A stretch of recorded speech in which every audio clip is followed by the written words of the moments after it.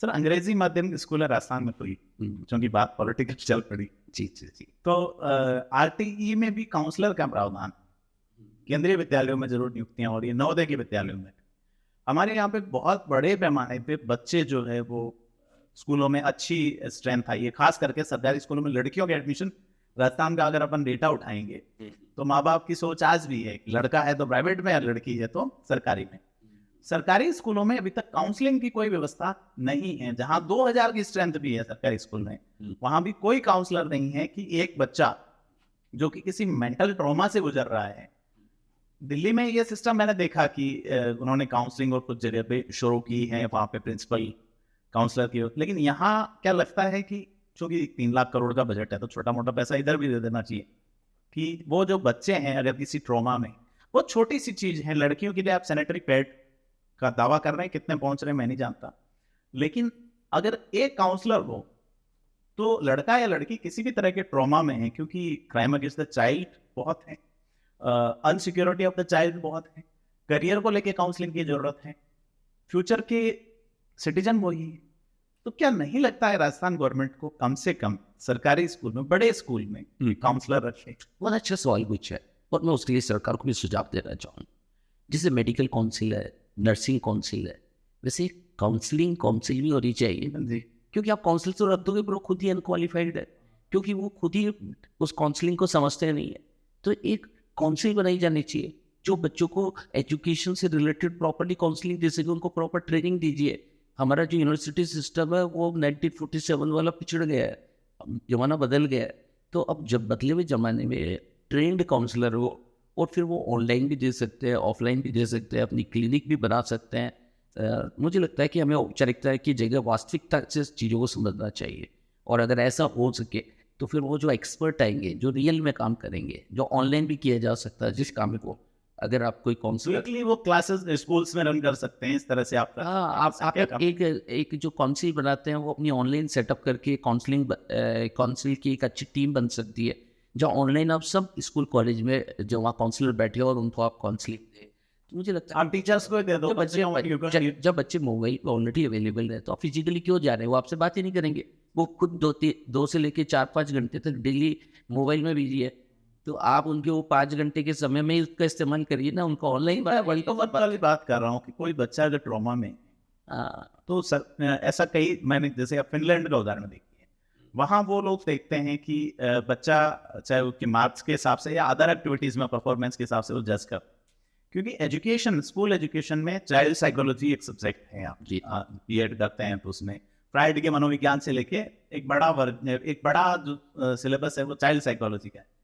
मैंने अभी कुछ दिनों पहले डेटा देखा था, राजस्थान में सिर्फ 36 psychologist as a practitioner registered है। Yes yes yes, psychologist not psychiatrist. तो आप 8 करोड़ की आबादी वाला राज्य, यस यस, जहाँ पे करोड़ों की संख्या में बच्चे हैं। यस यस, और मुझे लगता है कि हमारे घरों में हमारी जो मदर ना अच्छी काउंसलर है, उन्हें ट्रेनिंग की जरूरत है, थोड़ी सी समझ देने की जरूरत है, और ऑनलाइन भी दी जा सकती है, कैसे भी करे, करना चाहिए। काउंसलिंग एक बहुत बड़ी जरूरत है, आपने सही पकड़ा। तो जैसे हमारे क्लिनिक बने हैं जो बॉडी को देखते हैं, वैसे हमारे माइंड के लिए भी काउंसलिंग के लिए व्यवस्था होनी चाहिए। मैं आपसे सहमत हूँ। 14 एजुकेशन इंस्टीट्यूट आपने जी, उसके अलावा हजारों की संख्या में बच्चों से आपका इंटरेक्शन हुआ या होता है, तो क्या आप क्या सुझाव देते हैं या क्या देंगे कि क्या व्यवस्था में आमूलचूल बदलाव होना चाहिए, जिससे कि एकेडमिक और कंपटीशन एग्जाम, उसके अलावा उनका एक कंप्लीट व्यक्तित्व निर्माण के लिए एक प्रॉपर सेटअप बनाया जा सके? क्या आप मानते हैं इसको?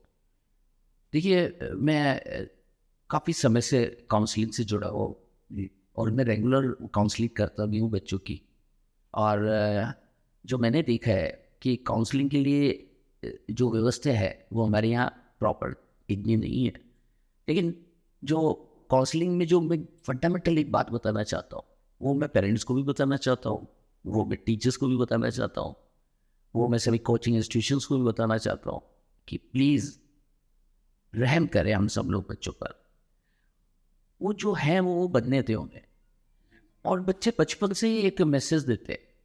कोई खिलौने से खेलता है, कोई गुड़िया से खेलता है, कोई रोता है, कोई हंसता है, रिजिड है, कोई कोई कोई नाचता है, कोई गाता है। ये सारे बच्चे कुछ मैसेज दे रहे हैं। उस मैसेज को पकड़िए, उन्हें समझिए और ये पता लगाने की कोशिश करिए ये बच्चा किस लिए पैदा हुआ है। क्योंकि ये 800 करोड़ की जो लगभग दुनिया है ना, इसमें 800 करोड़ लोग ही अलग अलग तरह के हैं। और एक आदमी की बॉडी में जो 50 ट्रिलियन सेल है ना, वो सारे सेल भी अलग अलग तरह के हैं, उन सब की बनावट में भी अंतर है। तो आप किसी को किसी जैसा ना बनाने की कोशिश करें, जो लाल फूल है उसे नीला फूल ना बनाए, और जो नीला फूल है उसे लाल फूल ना बनाए, उसे पहचानिए। और अगर आपको पहचानने में कोई आपको लगता है कोई कमी है तो आप आइए, हम आपकी हेल्प करेंगे। और उसके लिए कुछ साइकोलॉजिकल टेस्ट भी मैंने बनाए। तो मुझे लगता है कि जब पेरेंट्स इस बात को समझेंगे, गवर्नमेंट इस पर काम करे, एक काउंसिल बनेगी, तो जैसे डॉक्टर्स की क्लिनिक है वैसे डिफरेंट काउंसलर की क्लिनिक भी बनेगी, तो फिर काउंसलिंग ईजी हो जाएगी और फिर सब लोगों के अंदर एक माहौल बनेगा कि counselling is also important part से। पर मैं आपको साइकोलॉजी की एक बात बता देता हूँ कि हमारा जो शरीर है ना, इस शरीर का एक बीज है, सीड है, वो हमारा मन है। जैसा हमारा मन होता है वैसे ही हमारा शरीर भी बन जाता है। डॉक्टर लोग शरीर पे काम करते हैं, पर इसके बेस में भी जो हमारा मन है, जहाँ पे हमारे सारे एक्शंस जहाँ से सुपरवाइज होते हैं, उस मन पे भी काम करने की ज़रूरत है। तो मुझे लगता है फिर हम एक हेल्थी और अच्छी सोसाइटी बना पाएंगे। सो इस तरह का मेरी कल्पना है। और थैंक यू सर, आपने आज हमें बहुत वक्त दिया और हमने आज जाना संजय बियानी साहब से कि किस तरह से एक शरीर में जो मन, उसका जो केंद्र बीज है, उसे किस तरह से ध्यान देने की ज़रूरत है।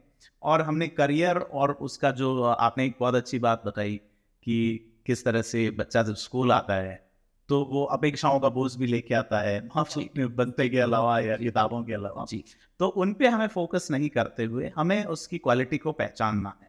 माँ बाप के पास अगर ये क्षमताएं नहीं है तो उसे काउंसिल करवा ले एक बार जी, क्योंकि ये बहुत इंपॉर्टेंट कोड है सब्जेक्ट चयन और किस दिशा में जाना है। अगर उसे हमारी बातचीत का ये निष्कर्ष नहीं है कि अगर कोई सिविल सर्विस में जाना चाहता तो हम उसे रोक रहे हैं। हमने हकीकत बताई है कि ये जो है इसको इस नज़र से देखा जाना चाहिए। और अगर लास्ट बात हो कि अगर सिविल सर्विस में जा रहे हैं या इवन चार्टर्ड अकाउंटेंसी में जा रहा है, जो बहुत टफ टाइमिंग जा रहा है, तो एक सेकंड लाइन ऑफ एक्शन साथ में लेकर भी साथ में ही चलते हैं, है ना। चाहे वो जुडिशरी सिस्टम या वो लॉ की पढ़ाई हो सकती है, पर एक ऑल्टरनेटिव दिमाग में लेकर भी चले। आप अच्छा करिए।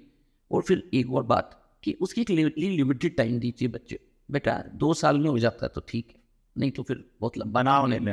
कल मेरे पास एक लड़का है, उसकी उम्र 33 साल, शादी नहीं हुई, और अभी तो उसको जब तक वो सेटल नहीं होगा तब तो उसकी घर वाले मैरिज भी नहीं करेंगे। सोचिए हम कैसी सोसाइटी बना डालेंगे। आप बच्चों को कितना सेटल नहीं होगा, दहेज नहीं मिलेगा, दहेज नहीं होगा, शादी नहीं शुरू से 35-40 तक तो वो ही होगा, तो फिर बताओ बच्चे कैसे कंफर्टेबल लाइफ की तरफ पड़ेगा। तो सर, बहुत अपने अनुभवों से हमें लाभान्वित करने के लिए बहुत बहुत धन्यवाद। हम आपको आश्वस्त करते हैं कि संजय सर को हम लगातार आपसे रूबरू कराएंगे और आपका महत्वपूर्ण समय भी हम लगातार लेंगे सर। हमारे साथ जुड़ने के लिए सर बहुत बहुत धन्यवाद। आपको बधाई देना चाहता हूँ, तो शानदार आपने सेटअप बनाया है, और ये ऑनलाइन जो आप व्यवस्था कर रहे हैं, लोग घर घर बहुत आसानी से आप जैसे लोग आ रहे हैं अपनी बात कह रहे हैं, इस स्टार्टअप को सैल्यूट करता हूँ, और मैं चाहता हूँ इसी तरह के स्टार्टअप ये यूथ भी बनाए जी। शुक्रिया, थैंक यू। तो देखा आपने कि किस तरह से समाज में एक मनोवैज्ञानिक विचारों को पोषित करने वाले लोग काम कर रहे हैं। संजय बियानी जी ने 14 के आसपास इंस्टीट्यूशन स्थापित किए हैं। आपने साइकोलॉजी पे काम किया है, फिलॉसफी पे काम किया है, बहुत सारी किताबें लिखी है। चार्टर्ड अकाउंटेंट परिजनों की अपेक्षाओं के ऊपर चलते हुए बने और उसके बाद उन्होंने अपना रास्ता चुना और एक नई नज़ीर स्थापित की है। और हमारे साथ जुड़े, आपने अपने अनुभव साझा किए और बहुत सारे विचार भी रखे। इसी तरह के कार्यक्रमों से रूबरू होने के लिए सब्सक्राइब करें थिंक 360 को। धन्यवाद।